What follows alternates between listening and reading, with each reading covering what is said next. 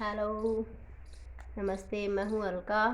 आज मैं आपको केमिस्ट्री का एक टॉपिक बताने जा रही हूँ जो है केमिकल इक्वेशन। उसमें मैं आपको फिजिकल रिएक्शन क्या होती हैं, केमिकल रिएक्शन क्या होती हैं और केमिकल इक्वेशन को बैलेंस कैसे करते हैं, इनके बारे में बताऊँगी।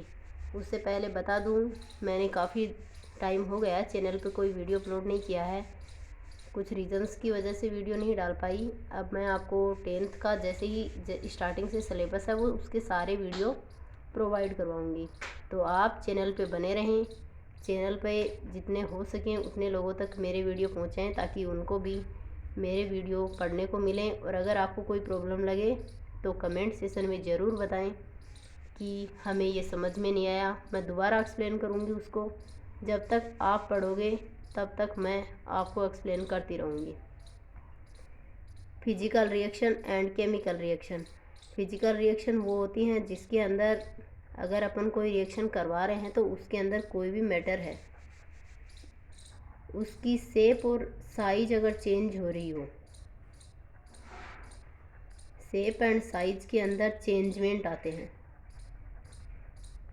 यानी कि फिजिकल रिएक्शन वो होती है जिसमें कोई भी मटेरियल है उसकी शेप और साइज, सिर्फ शेप और साइज ही चेंज हों, वो होते हैं फिजिकल रिएक्शंस, यानी कि फिजिकल चेंजेज होते हैं।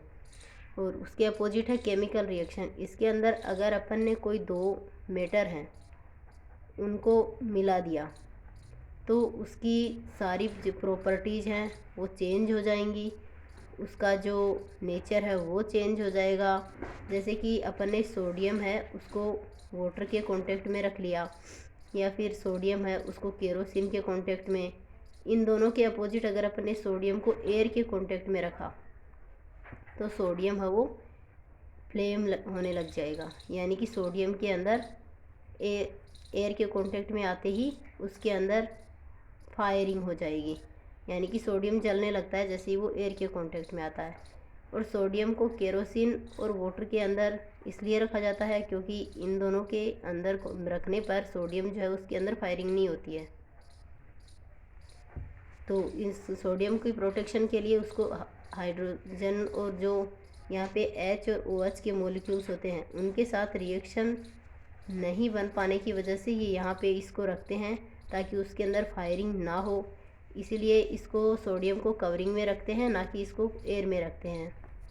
यानी कि केमिकल रिएक्शन के अंदर इतना होता है कि अगर अपन ने कोई भी मटेरियल है उसको किसी दूसरे मटेरियल के साथ रखा है तो उसकी जितनी भी केमिकल प्रॉपर्टीज़ हैं या फिर जो भी उसकी फ़िज़िकल प्रॉपर्टी है या फिर जो उसकी नेचर है वो सारी चेंज हो जाती हैं।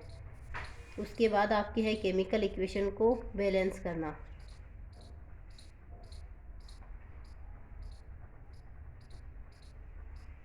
केमिकल इक्वेशन को बैलेंस कैसे करते हैं, मान लो जैसे कि मैं आपको सिर्फ एक नॉर्मल रिएक्शन बता रही हूँ जो वाटर की है, जिसके अंदर एक H मॉलिक्यूल होता है, एक OH होता है।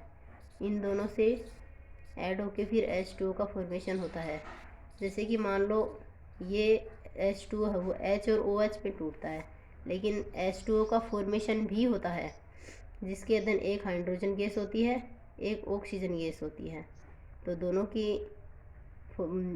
दोनों को कॉम्बिन करने से यानी कि कंबाइन हो जाएंगे और फिर H2O का फॉर्मेशन होता है। पर लेकिन अगर अब अपन ये देखें कि ये बैलेंस है कि नहीं, तो देखिए हाइड्रोजन के दो मॉलिक्यूल तो हैं, ठीक है, हाइड्रोजन है वो बैलेंस है।